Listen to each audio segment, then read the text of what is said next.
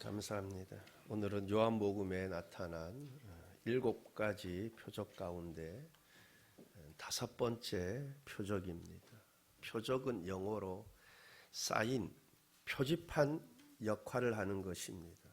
그렇습니다. 표적은 이것을 행하는 사람이 어떤 사람인지 가리키는 역할을 합니다. 즉, 이 일을 행한 예수님이 바로 메시아, 그리스도가 되심을 가리키고 있는 것입니다. 이처럼 요한은 예수님이 메시아, 그리스도이시다는 증거로 7가지 표적을 제시합니다. 첫 번째 표적이 물이 변하여 포도주 됐네. 두 번째 표적은 왕의 신하의 아들을 고치심. 세 번째는 38년 된 병자를 고치신 이야기. 네 번째는 지난주죠. 오병이어. 오늘 5번째. 그럼 이제 제가 매주 7가지 표적하는데 벌써 네 번째 지나가네. 헷갈리네. 여러분 이제 그래도 7가지 표적을 다 알고 있다 그러면 그래도 뭐 그저 혹시 누가 물어보면 그래서 제가 이 기회 때 좀 안 잃어버리게 여러분 첫 번째 표적은 물이 변하여 포도주 됐네. 이 첫 번째 표적은 웬만하면 다 기억할 거예요. 표적. 그럼 그 다음에는 이제 두 번째, 세 번째, 네 번째는 앞에 자만 딱 따는 거야. 왕 3, 5거든요. 왕사모해. 왕사모. 네? 왕사모 그러면 왕의 신하들 고쳤구나. 사가 아니고 외우기 쉽게 하려고 그랬어요. 왕삼오인데 왕사모 해버리면 3은 뭐예요? 38년 된 병자. 그 다음에 오병이어 왕사모 해가지고 발음 비슷하게 왕사모. 어거지라도 외우면 여러분 그게 기억이 나요. 그냥 외우려면 외워질 것 같아요? 안 외워집니다. 일주일만 지나면은 7가지 표적 어림도 없어요. 다 잊어먹지. 대충 막 끼워 맞추기라도 외워내면 뭐 왕사모로 한 것 같은데 그러면은 이제 왕 하면은 38년 된 오병이어 뭐 대충 기억나요. 오늘 이제 5번째 표적 무리를 걸으심입니다. 여러분 오늘 읽은 본문의 말씀 바로 앞에 내용이 4번째 표적 오병이어죠. 보리떡 5개와 물고기 2마리로 장정만 5,000명을 먹고도 남은 조각이 12바구니에 찼습니다. 이 일로 사람들이 예수님이 참으로 오실 그 메시아다 하며 임금을 삼으려 합니다. 그러자 예수님께서 제자들을 배를 타고 건너편으로 가라 하시고 자신은 다시 산으로 가셨다 그럽니다. 혼자 산으로 가셨어요. 그것이 6장 15절 하반절 말씀 보면 다시 혼자 산으로 떠나가시니라. 예수님께서 어디로 가셨습니까? 다시 혼자 산으로. 여러분 다시 갔다는 건 뭐예요? 이미 그전에도 갔다는 거 아니에요. 그죠? 여러분 예수님께서 이처럼 간혹 혼자 따로 계시곤 하셨습니다. 이것은 우리에게 어떤 교훈을 가져다 줍니까? 우리 역시 세상에서 물러나 아무런 방해를 받지 않는 환경 가운데 하나님 앞에 나아가는 것입니다. 하나님 앞에 나아가 기도하고 나 자신을 되돌아보는 시간들을 가질 필요가 있습니다. 제가 생각날 때마다 강조하는 것 중에 하나가 큐티를 얘기하죠. 말씀 묵상. 여러분 이 시간을 꼭 가져야 합니다. 제가 유튜브 보다 보니 전 요즘 월드컵 중이죠. 이제 뭐 16강 떨어졌으니 별 관심도 없겠지만 지금 월드컵 기간인데 전 축구 선수 그 이영표 선수가 크리스찬이죠. 그래 유튜브 보다 보니까 본인이 매일 큐티를 한다 그러더라고요. 매일. 여러분 우리가 세상에서 물러나 하나님과 가지는 시간, 이거 선택이 아니라 필수입니다. 새벽에 일어나서 하든 저녁에 하든 그런데 하루의 일과를 시작하기 전에 하는 것이 가장 좋다고 보여집니다. 이 시간을 가져야 합니다. 모든 것 내려놓고 하나님과 함께하는 시간. 서점에 가면 이 큐티 책들 많이 있어요. 생명의 삶, 매일 성경. 저는 제가 신학대학원 다닐 때 어떤 때는 매일 성경으로 큐티하기도 했고, 생명의 삶, 어떻게 하는지 모르겠는데 책 사보면 돼요. 여러분 생명의 책 딱 가면은 매일 하루 분량이 딱 있어요. 그거 딱 보면은 여러분 이제 큐티하는 방법 제가 안 가르쳐도 그 책이 다 있어. 보면 그대로 하면 돼요. 그대로. 그러니까 여러분 모든 건 내려놓고 하나님과 함께하는 시간을 딱 가지는 거예요. 지금 제가 이제 큐티를 그렇게 안 하고 저는 매일 새벽 설교 준비해야 되니까 저 새벽 기도 끝나고 제가 이제 요즘은 이제 누가복음 하는데 그 시간을 계속 가시는 거죠. 저는. 왜냐면 이제 서로 틀리거든요. 이게 틀리니까. 저는 근데 신대원 다닐 때는 제가 새벽 설교를 안 하니까 그 큐티 책을 가지고 계속 했는데, 여러분 이 시간을 가지는 것이 아주 중요합니다. 여러분 교회에서 제자 훈련한다, 성경 공부한다, 이거보다 더 중요한 거, 가장 기본 중에 기본이고 가장 중요한 것이 뭐냐면 여러분 이 하나님과 함께하는 시간을 가지는 거예요. 하나님과 함께하는 이 말씀 묵상하는 시간, 기도하는 시간, 말씀을 통해서 내 자신을 되돌아보는 시간, 매일매일 같이 되돌아보는 이 시간을 무엇으로? 말씀으로. 하나님과 이 교제하는 시간을 꼭 가질 수 있기를 바랍니다. 그래야 신앙이 성숙해지고 은혜로 충만해지는 것입니다. 꼭 그렇게 매일매일 하나님과 고요한 가운데 하나님과 함께하는 시간을 가질 수 있기를 바랍니다.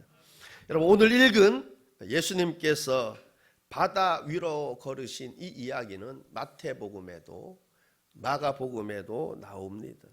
마태복음, 마가복음을 보게 되면 예수님께서 제자들을 재촉해서 배를 타고 건너편으로 건너가게 하셨다 그럽니다. 그렇게 재촉해서 보낸 이유가 무엇일까? 여러분 사람들이 예수님을 임금으로 삼으려고 합니다. 막 추앙하려고 하니 예수님을 따르는 제자들 막 이제 우쭐대고 싶은 거죠. 그죠? 막 영광 받고 싶어 하고. 여러분 타락한 우리 본성이 그렇습니다.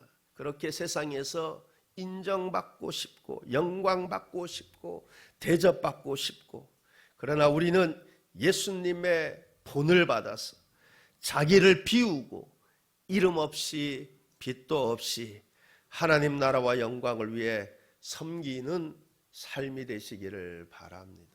우리가 천국 가서 이미 다 받았다 그러면 받을 게 없어요. 그죠? 여러분 그렇게 제자들은 예수님의 말씀에 순종하여 배를 타고 건너편으로 가고 있었습니다. 그렇게 예수님이 명령하신 대로 순종해서 배를 타고 건너갔으면은 그 뱃길이 순탄해야 하지 않겠습니까? 그런데 순탄하기는커녕 그 뱃길이 어떻게 되었습니까? 배를 침몰시킬 만큼 큰 바람이 일었습니다. 뜻하지 않게 큰 바람이 불어 위험에 처하게 되었습니다. 여러분 큰 바람이 불어, 여기 큰이라는 요 단어, 요 헬라어 단어를 보면 메가스예요. 여러분 그 메가 커피 아시죠? 메가. 저 지금 메가 커피 홍보하려고 하는 거 아니에요? 메가 커피. 이게 어원이 다 이렇게 나오거든. 메가가 무슨 뜻이냐면 매우 큰이야. 심히 큰. 그냥 크다가 아니고 아주 많이 심히 큰. 그래서 컵 보면 엄청 크잖아요. 그죠? 컵이 얼마나 큰. 예전에는 이게 커피숍 이런 데 가면 아시죠? 그죠? 커피잔 조만하잖아요. 그죠? 요만하잖아요. 근데 지금 아메리카노 있고 좀 크게 나오더니 지금은 이제 메가가 나와가지고 잔도 얼마나 큰지 몰라. 여러분 메가, 이게 매우 큰. 그러니까 엄청나게 큰 바람, 광풍이 불었다라는 것입니다. 여러분 얼마 전에 그들은 오병이어의 기적으로 배불리 먹었습니다. 놀라운 은혜를 체험했습니다. 주님의 상에서 먹었습니다. 그런데 광풍을 만나 뜻하지 않게 광풍을 만났습니다. 여러분, 이렇듯 우리는 언제나 위로의 햇볕 뒤에는 풍랑을 예상해야 합니다. 그래서 그런 이야기 많이 듣게 되지 않습니까? 힘들게 시간 내어서 기도원에 갔어요. 기도원 가서 막 3박 4일 동안 은혜를 충만하게 받았는데, 그죠? 막 은혜를 받다 보니까 막 세상이 달라 보이고 막 근데 집에 돌아왔더니, 그죠? 여러분, 뭐 어떤 일로 화 한 번 내서 그냥 그 은혜들을 그냥 다 쏟아붓잖아. 아니면 뭐 어떤 일들로 인해서 막 낙심하게 되고 막 불평하게 되고, 그래서 막 받은 은혜가 탁 쏟아붓죠. 여러분, 우리가 이것을 충분히 예상하고 있어가지고, 여러분, 이러한 상황들이 딱 닥쳤을 때 어떻게 해야 돼요? 예상하고 있으면 그걸 믿음으로 극복할 수 있는 거예요. 여러분, 마귀는 어떻든 우리가 은혜 받으면 그 은혜들을 다 쏟아붓고, 여러분, 은혜를 쏟아봐야지 하나님 뜻대로 안 살 거 아니에요. 하나님 나라를 위해서 안 살 거 아닙니까? 그죠? 은혜를 다 쏟아붓게 해야지. 그러니까 은혜 충만하게 받았어. 그럼 뭐예요? 우리 눈에 보이지 않지만 사탄은 어떻게든 은혜를 다 쏟아붓게 하려고 다 기다리고 있는 거예요. 여러분, 그러니까 우리가 충만한 은혜를 받았을 때는 뭐냐, 이거를 딱 염두하고 있으면 그런 상황이 딱 닥쳤을 때 어떻게 해요? 믿음으로 이겨낼 수 있는 거예요. 근데 그거를 예상하지 못하면 뭐예요? 그런 상황 딱 닥치면은 그냥 화 한 번 내면 받은 애 다 쏟아봐. 그리고 뭐 무슨 일 딱 닥치면 그냥 낙심하고 막 불평하고 막 그래 돼. 여러분, 내가 큰 은혜를 받았으면 큰 시험이 기다리고 예상할 수 있어야 되는 거예요. 여러분, 예상하는 자는 뭐예요? 예상을 하고 있으니까, 대비를 하니까 뭐예요? 그런 상황을 딱 처했을 때 어떻게 해요? 그런 믿음으로 이겨낼 수 있는 거예요. 믿음으로. 그것을 통해 어떻게 신앙이 그만큼 더 자라게 되고 또 하나님의 축복 안에 거하게 되는 것 아닙니까? 여러분, 이렇듯 은혜의 햇볕 뒤에는, 위로의 햇볕 뒤에는 풍랑을 예상하고 있어야 합니다. 그래서 항상 깨어 있어야 하는 것입니다. 그래야 그럴 때, 그러한 상황 속에 처했을 때 은혜를 쏟아붓지 않습니다. 불평하지 않습니다. 낙심하지 않습니다. 믿음으로 이겨내는 것입니다. 여러분, 그래서 항상 깨어 있을 수 있기를 바랍니다. 그래서 받은 은혜 쏟아붓는 것이 아니라 믿음으로 이겨내는 저와 여러분의 삶이 되시기를 바랍니다. 여러분, 때는 이미 저물었다고 합니다. 이미 어두웠다고 해요. 그러니 두려움과 공포가 배나 더 크게 다가왔을 것입니다. 칠흑 같은 어둠에 배가 뒤집힐 정도로 큰 광풍이 일어났으니 얼마나 두렵고 공포스러웠겠습니까? 제자들은 어떻게든 살아보려고 열심히 노를 졌습니다. 그러나 광풍으로 인해 어떻게 될지, 뒤집혀질지, 뒤집혀져서 다 죽게 될지, 아니면 광풍이 잔잔해져서 괜찮아질런지 한 치 앞도 알 수 없습니다. 그렇습니다. 이처럼 이렇듯 하나님의 백성들 말씀대로 살려고 하지만 큰 공경에 처하여 이러지도 저러지도 빠져나갈 길도 도무지 보이지 않는 그러한 상황들을 만날 수 있습니다. 때때로 우리는 아니, 나에게 이런 일이, 내가 왜 이런 공경에 처하게 되었는지, 이렇게 공경에 처하게 된 원인이 무엇인지, 무엇 때문에 이러한 공경에 처하게 되었는지 캄캄합니다. 또한 이것으로 인해 하나님의 의도가 무엇인지, 하나님의 뜻이 무엇인지, 하나님께서 무엇을 이루시려고 하시는지, 무엇 때문에 하나님께서 나를 이 공경에 처하게 하셨는지 캄캄합니다. 무엇보다도 결과가 어떻게 될지 캄캄합니다. 그러니 답답하고 불안합니다. 요셉처럼 갑자기 총리가 될런지, 여호사밧 왕 때처럼, 아니면 오예배 때 기드온 보는데 기드온 그 용사, 오늘 보면 전쟁에서 아주 대승리하는 거 보게 돼요. 그렇게 결말로 이어질런지, 아니면 전혀 그렇지 않을지, 어떻게 될지 캄캄합니다.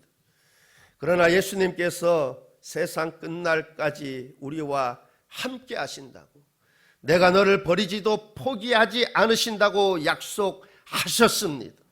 그럼 우리가 그런 상황들 만났을 때 믿음 안에서 모든 두려움들 이겨내시기를 바랍니다. 여러분, 두려움을 이겨내는 것은 뭐예요? 믿음입니다. 믿음.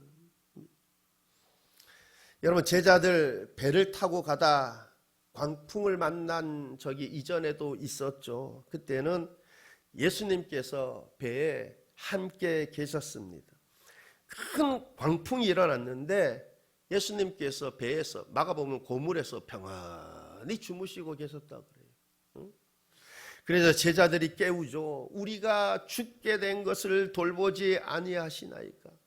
그때 예수님께서 바람을 꾸짖으시며 바다더러 잠잠하라 고요하라 하시니 바람이 그치고 바다가 아주 잔잔하여졌다라는 것 다 아시죠.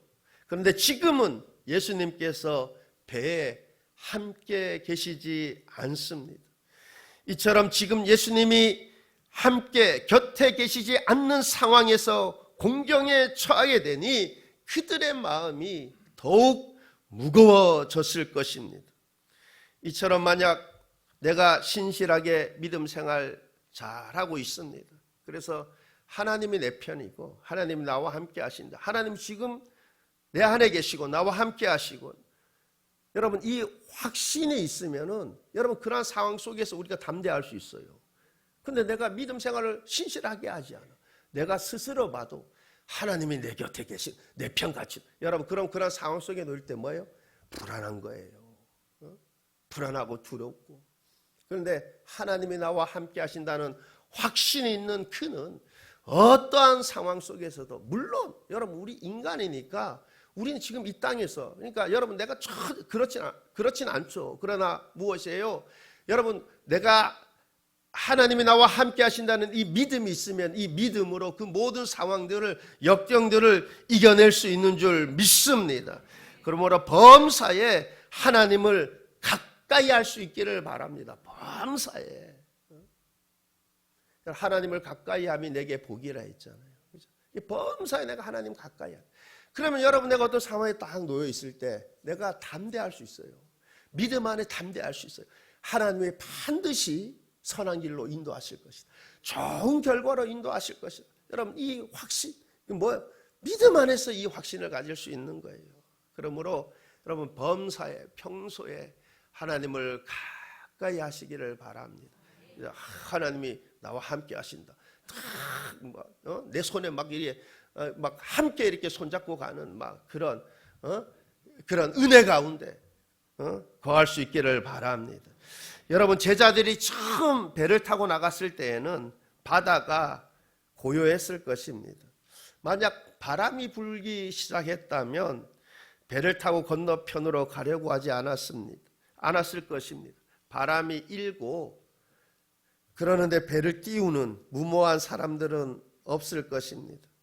그렇게 제자들이 배를 타고 바다로 나갔을 때는 바다가 고요했을 것입니다. 그런데 바다 한복판에 이르렀을 때 큰 광풍이 불기 시작합니다. 아무 일도 일어나지 않고 있던 그 고요한 때에 갑자기 큰 광풍이 불기 시작했습니다.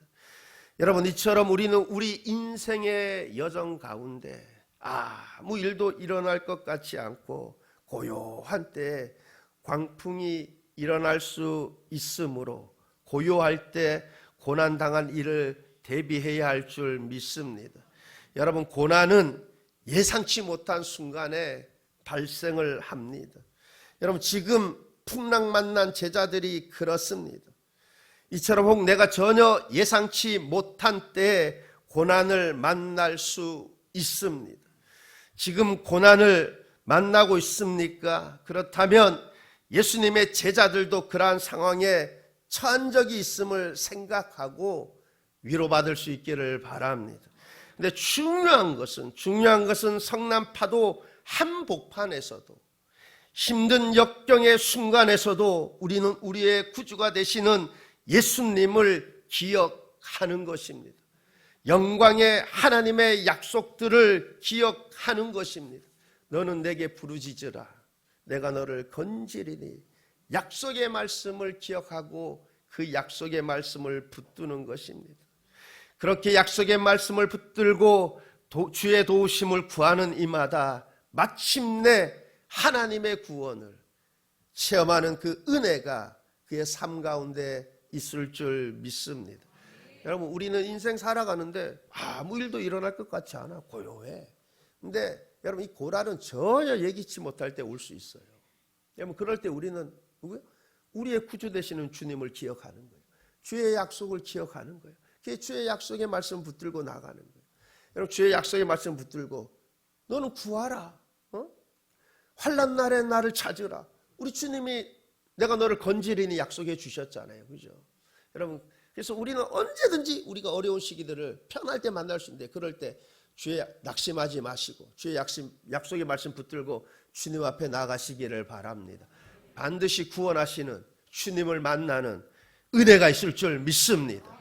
여러분, 예수님께서 공경에 처한 제자들에게 때맞춰 찾아가 주심을 보게 됩니다. 19절입니다. 제자들이 노를 저 10여리쯤 가다가 예수께서 바다 위로 걸어 배에 가까이 오심을 보고 두려워하거늘. 제자들이 해안에서 상당히 떨어진 지점에서 예수님께서 바다 위에 걸어서 배에 가까이 오심을 보았습니다. 여러분, 우리는 예수님께서 바다 위로 걸어오시는 것을 보면서 무엇을 깨닫게 됩니까? 예수님께서 바다 위로 걸어서 오셨대요. 여러분, 무엇을 깨닫게 됩니까? 예수님은 자연 법칙을 뛰어넘어서 예수님 뜻대로, 예수님 마음대로 그것들을 통제하고 주관할 수 있는 능력을 갖고 계시는 하나님 되심을 깨닫게 되는 줄 믿습니다. 예수님의 능력은 자연 법칙을 뛰어넘습니다. 제가 지난주에 잠깐 말씀드렸듯이 교수님이 수업 시간에 달이 진짜 멈췄겠나? 저 그 얘기도 깜짝 놀랐어요. 수업 중에.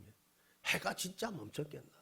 멈췄으면 어떻게 되겠나? 이거 멈출 수가 없다. 상상이 안 돼. 멈출 수가 없다. 여러분, 창세기 1장 1장부터 뭐야? 말씀으로 천지를 창조하셨어. 여러분, 그 창조란 단어가 창세기에 무에서 유를 창조해요. 아니, 하나님의 말씀으로 천지를 창조하는데 해가 멈추고 그거 어떻게 되긴 어떻게 돼요? 하나님의 능력으로 딱 붙들고 계시는 거지. 그죠? 아, 그렇다면 부활은 어떻게 믿어요? 부활은. 예? 그죠? 부활은 어떻게 믿어요? 응? 여러분, 예수님의 능력은, 하나님의 능력은 자연 법칙을 뛰어넘어 자신의 뜻대로 그것들을 통제하고 주관할 수 있는 그런 능력이 되는 줄 믿습니다. 여러분, 사복음서에 기록된 이 이적들, 표적들 다 그렇지 않습니까? 자연 법칙을 다 뛰어넘습니다. 여러분, 말씀으로 창조하신 그 하나님이 그 무엇이 불가능하겠습니까? 하나님의 능력은 무한한 능력이 되는 줄 믿습니다. 여러분, 사람의 몸이 물에 가라앉는 것 자연스러운 현상이에요. 물론 그 바다야 잔잔할 때 여러분 뒤로 누워서 힘 딱 빼고 있으면 둥둥 떠요. 그죠? 둥둥 떠. 근데 지금 뭐예요? 큰 풍랑일 때 그것도 뭐예요? 걸어서.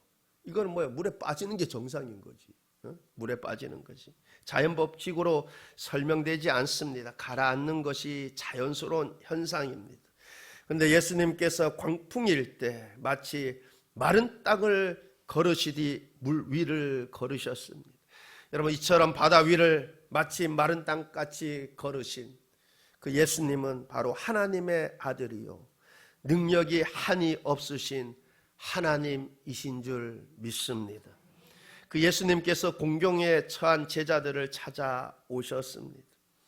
이처럼 예수님께서는 공경에 처한 제자들, 풍랑 가운데 요동하며 두려움에 휩싸인 제자들을 그 상태로 내버려 두시지 않으시고 찾아오셨습니다.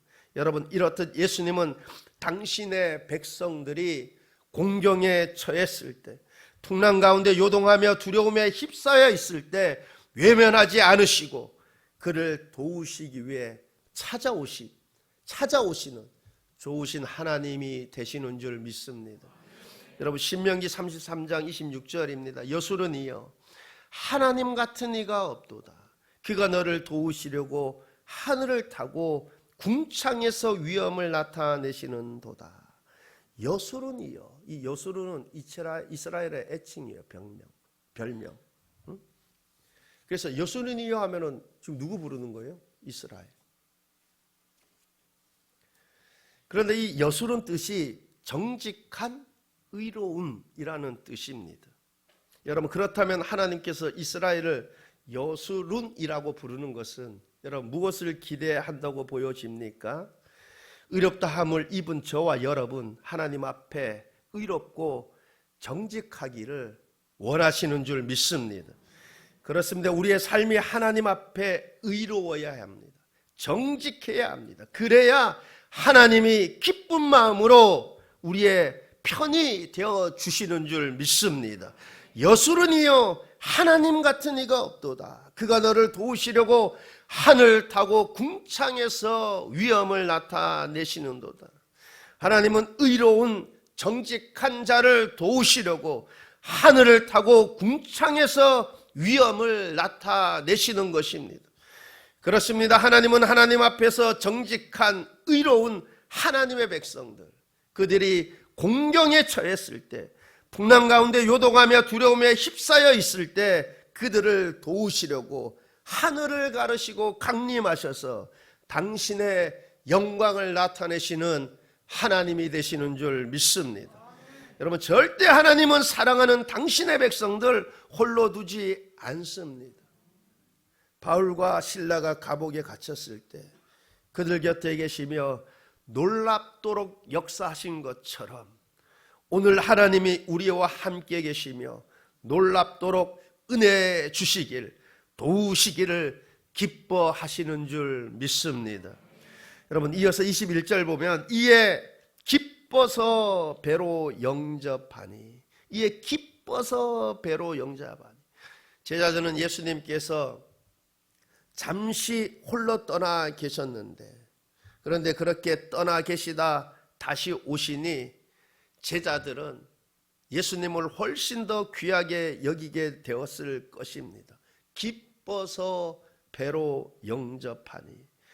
그렇습니다. 예수님이 함께하는 삶, 예수님과 동행하는 삶, 그것이 최고의 기쁨이요, 최고의 즐거움이요, 최고의 삶입니다.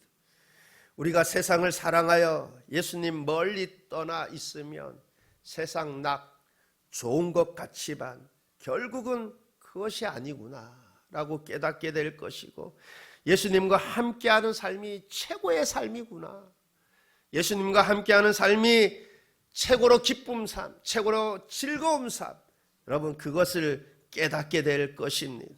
여러분, 혹 주를 멀리 떠났다 이제 왔습니까? 그렇다면 이제부터 평생의 주를 가까이 하시고 주와 함께 동행하는 삶을 살게 되시기를 바랍니다. 여러분, 에녹이 65세에 하나님과 동행하기 시작했어요. 그때 어떤 사건이 있어서 그런지 모르겠어요. 근데 그때부터 산채로 들림 받을 때까지 하나님과 동행했대. 여러분, 주님 앞에 부르심을 받는 그날까지 하나님과 동행하시기를 바랍니다. 여러분, 대마처럼 세상 사랑해서 여러분 세상으로 가지 마시고, 여러분 가봤자 세상 나 결국은 솔로몬처럼 헛되고 헛되니 그 고백 나올 거예요. 여러분, 주님 앞에 서는 그 순간에 그 고백하는 어리석음이 없기를 바라고, 여러분 이제부터 주님 앞에 서는 그날까지 늘 주님과 동행하는 그러한 귀한 삶이 되시기를 바랍니다. 여러분, 21절 하반절입니다. 배는 곧 그들이 가려던 땅에 이르렀더라. 배는 곧 그들이 가려던 땅에 이르렀더라. 제자들은 사력을 다해서 노를 저었지만 아무 소용이 없었습니다. 어떻게 할 수 없었습니다. 그러나 그들이 예수님을 기쁨으로 영접하니 예수님과 함께 그 배는 가려던 땅에 이르게 되었습니다. 이렇듯 우리가 천국 가려고 발버둥 쳐보아도 온갖 수고를 하여도 아무 소용이 없습니다. 여러분, 교회는 교회 뜻이 밖으로 불러 모으다라는 뜻입니다. 즉 교회는 하나님께서 세상에서 구별하여 불러낸 사람들을 말합니다. 교회는 건물이 아니라 하나님께서 구별하여 불러낸 사람들, 성별된 자들의 모임을 말합니다. 그런데 이 교회 주인이 누굽니까? 예수님이십니다. 예수님이 선장입니다. 목적지는 어디입니까? 천국입니다. 믿음의 결국은 영혼 구원이라. 목적지는 천국입니다. 여러분, 쉽게 예를 한번 들어보면 유람선이 있어요. 유람선의 목적지가 저 하와이예요. 이 유람선은 선장이 하와이로 끌고 가는 거죠. 그죠? 근데 그 배 안에서는 하와이로 가는 동안 여러 가지 일들이 일어나겠죠. 여러분, 우리의 선장은 예수님이에요. 여러분, 천국 가는 그날까지 여러분, 이 교회라는 이 배를 예수님께서 끌고 가실 거예요. 그 안에는 여러 가지 일들이 일어나겠죠. 그런데 결국은 여러분, 그 목적지에 도착하게 되는 줄 믿습니다. 근데 우리가 이 순례의 여정 가운데 우리가 어떻게 살 것인가? 여러분, 금요기도의 전도서 보는데 솔로몬이 헛되고 헛되며 헛되고 헛되니 모든 것이 헛되도다. 그래서 본인이 세상 거 다 즐겨보았는데, 가질 거 다 가져보고 즐겨볼 거 다 즐겨보았는데만 하면 결국은 다 헛되고 헛되더라는 거예요. 그러면서 여러분, 결론적으로 말씀해 주시는데 전도서 마지막 부분, 전도서 12장 13절로 14절입니다. 일의 결국을 다 들었으니 하나님을 경외하고 그의 명령들을 지킬지어다. 이것이 모든 사람의 본분이니라. 하나님은 모든 행위와 모든 은밀한 일을 선악간에 심판하시리라. 여러분, 우리가 천국 이루는 거 아무리 내가 노줘도, 내가 아무리 수고해도 안 돼요. 여러분, 우리 주님께서 저와 여러분을 위해서 사람이 되셔서 저의 모든 죄를 대신 담당하셔서 우리에게 구원의 길을 열어주시고 천국 가는 그날까지 지켜주실 거예요. 천국 가는 그날까지 지켜주실 건데, 여러분, 이 순례의 여정을 어떻게 살 것인가? 여러분, 우리가 하나님의 은혜로 구원받았으니까 이 땅에 사는, 여러분, 이 땅에서 내가 솔로몬이 다 해봤는데 다 헛되더라는 거예요. 남는 게 하나도 없다는 거예요. 저와 여러분, 이 순례의 기간 하나님을 경외하며 그의 모든 명령들을 지켜 행하는, 그래서 이 땅에서 많은 선한 열매들을 맺는, 마지막 때 칭찬받는 그러한 믿음의 삶이 다 되시기를 우리 주님의 이름으로 축원합니다. 기도하시겠습니다. 좋으신 하나님 아버지, 우리의 믿음의 여정이 먹든지 마시든지 무엇을 하든지 다 하나님의 영광을 위해 하고 영원한 나라, 영원한 가치를 위해 우리의 삶이 하나님 앞에 드려지는 그러한 삶들 되게 하옵소서. 감사드리며 예수님 이름으로 기도하옵나이다. 아멘.